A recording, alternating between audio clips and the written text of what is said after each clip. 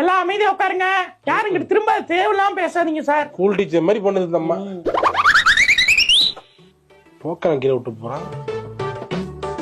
35 நான் கிளம்பிடுவேன் நானு. எனக்கு ரொம்ப உடம்பு சரியில்லை. 3 டோக்கன் தானே 38 நீங்க வாங்கிட்டு 35 உட்காந்து வா.